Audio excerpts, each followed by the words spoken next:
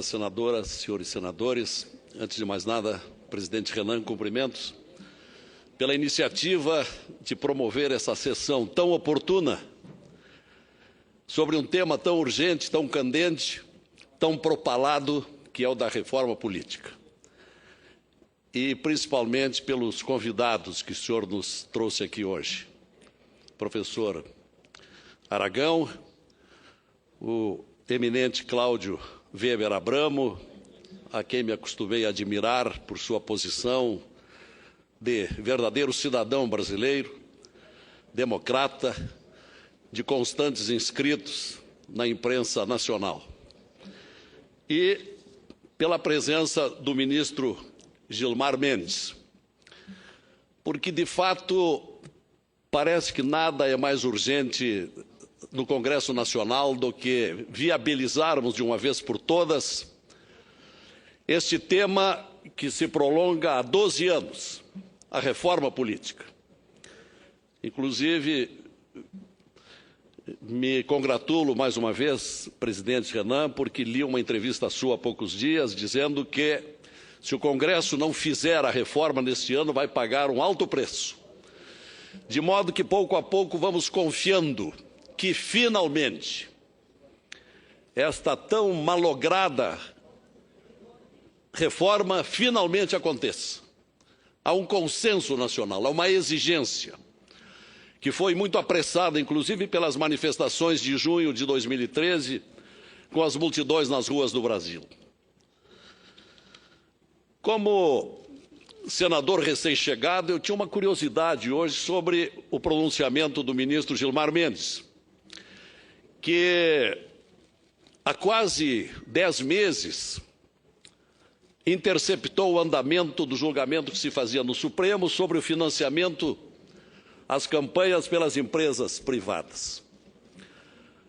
Eu tinha dificuldade de entender por que a matéria, já estando praticamente decidida, ao que me consta já na época com score de 6-1, pelo pronunciamento da Suprema Corte de proibição do financiamento das doações por empresas privadas. Mas hoje encontrei a resposta. O ministro Gilmar Mendes deixou nas entrelinhas, na resposta indireta, de que ele entende que não cabe ao Supremo fazer essa reforma. Pelo que entendi, ministro Gilmar, o senhor valoriza o Congresso. O senhor não quer que o Judiciário se intrometa naquilo que é atribuição, que deveria ser privativa do Congresso. Legislar principalmente sobre matéria política e eleitoral. Então, eu acho que a resposta está dada, independentemente do encaminhamento que já tínhamos, de que o Supremo Tribunal Federal entende que é inconstitucional, como quer a OAB, o financiamento, as doações por empresas privadas, que é uma pregação que dentro do meu partido, o PDT, também fazemos. Porque a doação é comprometedora, a doação torna dependente o eleito ao seu financiador. Ainda mais nesta época das polpudas somas que temos visto.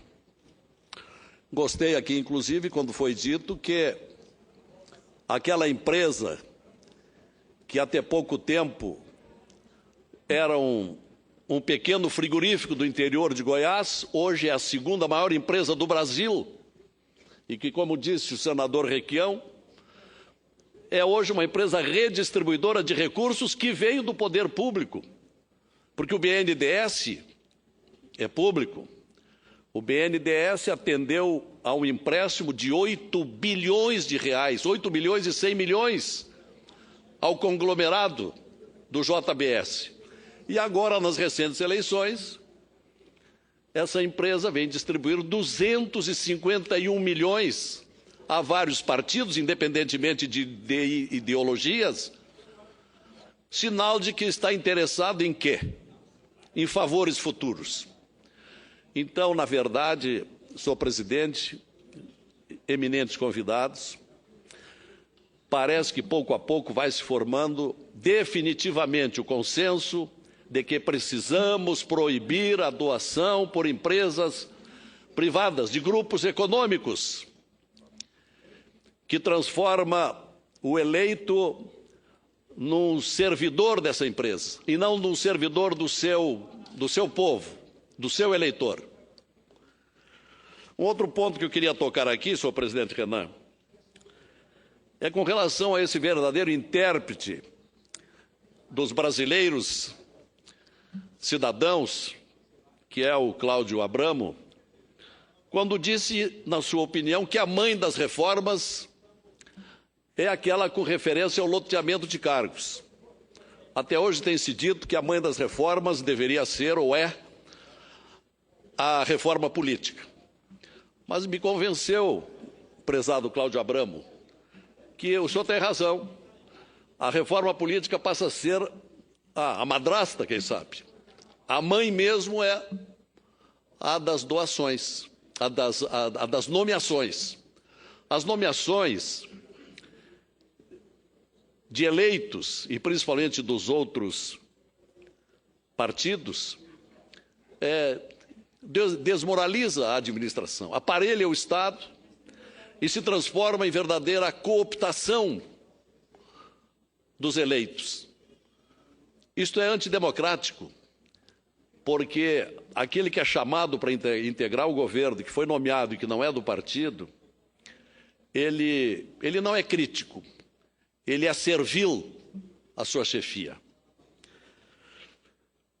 Então, nós estamos de parabéns, não apenas pela presença ilustre, mas pelas lições, pelas preleções que nos foram repassadas. E espero, presidente Renan, que o senhor continue ilustrando esse tema, o grande debate que se avizinha, que nós haveremos de levar adiante nesse ano, que é da reforma política, com o fim das doações por empresas privadas e, se possível, presidente, uma reforma enxuta, uma reforma com os temas principais, 3, 4 ou 5, quando muito. Porque se nós quisermos fazer uma reforma muito ampla, mais uma vez ela não acontecerá. Então, esse fatiamento, conforme os consensos que forem aqui sendo apurados, vai nos permitir, pelo menos, uma reforma imediata. Gostei, no outro dia, de um pronunciamento do senador José Serra, de que, com relação ao voto distrital, poderíamos começar pelas eleições no ano que vem, com os municípios de mais de 200 mil eleitores. Seria uma experiência, seria um teste. Se for aprovado, poderemos consolidar para as eleições subsequentes. Então, uma reforma com os temas mais consensuais, porque se abrirmos o espaço para debatermos todas as tão faladas questões, nós, mais uma vez, não teremos a tão desejada reforma política. Muito obrigado.